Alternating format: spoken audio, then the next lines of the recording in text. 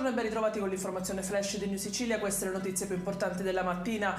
In apertura l'operazione denominata All-in a Palermo, operati 2 decreti di sequestro di beni per circa 43 milioni di euro nei confronti di imprenditori collusi che agevolavano la mafia nel settore della gestione dei giochi e delle scommesse sportive.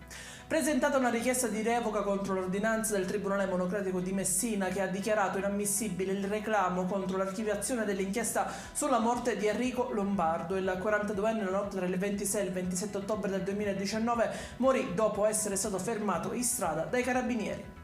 Controlli delle fiamme gialle nel Siracusano. Nel mirino è finito un cantiere edile di Augusta con un lavoratore in nero e un panificio di Lentini con dipendenti senza messe a regola e percettori del reddito di cittadinanza.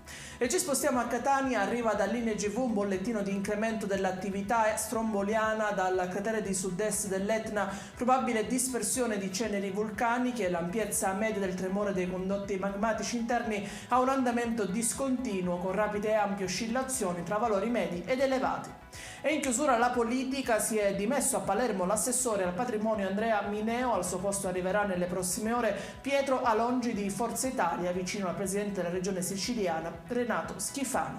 Ed è tutto per questa edizione. I dettagli su queste notizie li trovate sul nostro sito www.newsicilia.it e sui nostri canali social. Arrivederci e a più tardi.